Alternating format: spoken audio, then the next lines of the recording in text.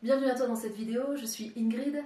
Dans le cadre en fait de la plateforme en ligne des formations que nous proposons dans le mieux-être, je vais te donner un outil génial pour comprendre en fait comment tu peux éviter de passer d'un état de fatigue, de démotivation, de fragilité à un état d'épuisement total, voire même au burn-out, puisque dans les formations que je donne et les coachings que je peux donner aussi depuis 12-13 ans sur le terrain dans les entreprises, malheureusement, je vois de plus en plus de gens qui sont en épuisement professionnel et c'est pour ça d'ailleurs que j'ai voulu créer ce cursus Comment rebondir sur le burn-out.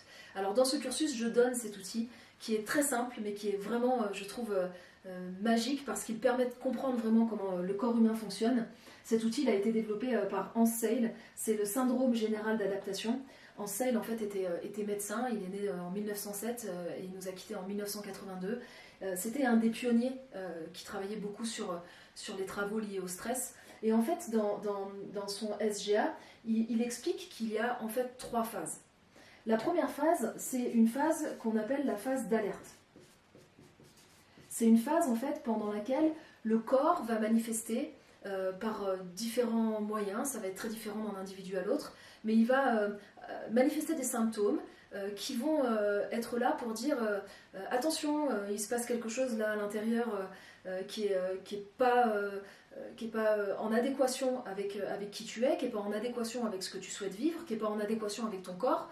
Et les signaux d'alerte vont être là comme pour t'alarmer, en fait, hein, on les appelle aussi signaux d'alarme, pour te dire qu'il y a un déséquilibre. Alors ça peut être des problèmes de peau, ça peut être des problèmes de sommeil, ça peut être des problèmes d'alimentation, ça peut être aussi des problèmes de maux de tête ou de tension dans le dos ou de stress chronique, hein, peu importe, les symptômes sont nombreux, je les détaille d'ailleurs dans le cursus. Et ce qu'il dit en fait, c'est que si tu n'es pas à l'écoute de toi, parce que tu n'as pas forcément une très bonne connaissance de tes modes de fonctionnement ou des modes de fonctionnement de ton corps, ou si tu entends les messages, mais que tu prends par exemple des mesures comme de faire une petite pause ou de prendre un médicament si tu as des maux de tête réguliers, ou si tu viens en fait faire taire ces signaux d'alerte, faire taire les symptômes que ton corps t'envoie, à ce moment-là, le corps, comme il est très bien fait, il va passer à la deuxième phase. Et la deuxième phase, en fait, c'est la phase d'adaptation. Alors, dans cette phase d'adaptation, c'est formidable parce que le corps va s'habituer, en fin de compte, au stress chronique que tu vis, aux maux de tête, aux problèmes de sommeil que tu peux rencontrer. C'est un petit peu comme quand tu te fais mal quelque part, à la cheville par exemple. Le corps qui est extrêmement intelligent va d'abord se mettre dans un système de compensation. Il va compenser pour que ce mal de cheville puisse ne pas trop déséquilibrer l'ensemble du corps. Et ensuite, il va se mettre en phase d'adaptation. Donc en phase d'adaptation, tu ressens de la fatigue, mais tu as encore quand même des ressources. Et l'organisme fournit, en fait, va taper dans ses ressources pour te permettre de t'adapter à une charge de travail plus importante et à aller de l'avant et à continuer à mettre de l'essence dans le réservoir sans pour autant d'ailleurs que tu sois OK avec ça parce que tu t'en aperçois plus en fait. Comme tu n'as pas été à l'écoute des signaux d'alerte, le corps s'adapte et tu as l'impression finalement que ça va mieux ou qu'en tout cas la première phase est passée et c'est bon. Sauf que, en réalité, cette phase d'adaptation, elle est assez dangereuse parce qu'en fait, pendant cette phase d'adaptation, tu vas continuer en fait à emmagasiner des tensions, des symptômes, du mal-être, jusqu'à ce que le corps n'en puisse plus. Où tu peux avoir des ruptures assez brutales d'ailleurs, avec le corps qui dit stop de façon assez abrupte ou assez violente. Et en fait, tu vas basculer dans ce qu'appelle Hans Seil la troisième phase, c'est-à-dire la phase d'épuisement. Et cette phase d'épuisement, elle peut se manifester encore une fois très différemment d'une personne à l'autre, mais elle peut parfois être assez abrupte, comme par exemple... J'ai pas mal de personnes que j'accompagne en burn-out qui peuvent plus se lever de leur lit le matin. Ils font ce qu'il faut pour, ils ont leur cerveau qui commande à leur corps de se lever, mais c'est plus possible. J'ai eu aussi des personnes que j'accompagnais qui tombaient comme ça, en un instant à terre. Il y a aussi tellement parfois de douleurs qui se sont accumulées que le corps n'en peut plus, et puis que ces personnes-là craquent régulièrement, sont à fleur de peau.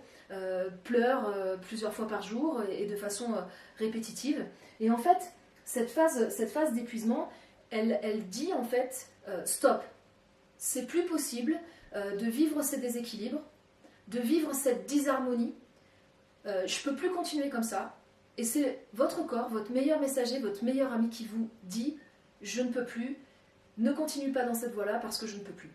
Donc en fait, c'est bien de connaître ça parce que ça te donne une information précieuse, c'est que quand tu es dans une bonne connaissance de toi, de tes modes de fonctionnement, de ton corps, de ta façon de fonctionner, et que tu arrives à être à l'écoute de tes signaux d'alerte, d'entendre à un moment donné quand il est temps que tu t'arrêtes, que tu fasses autrement, que tu mettes des actions en place pour changer parce que tu es dans une voie qui n'est pas saine et contributive et positive pour toi, c'est bien de pouvoir en faire état et faire ce qu'il faut. Si par contre tu fais comme la plupart des gens, tu te mets en déni de ces signaux d'alerte et tu fais taire les symptômes et tu dis ok c'est bon, ça va aller, je vais prendre 2-3 jours, je vais faire ce qu'il faut, tu rentres dans cette période d'adaptation et la période d'adaptation, quand tu es dedans, l'épuisement arrive derrière et généralement il arrive sans prévenir.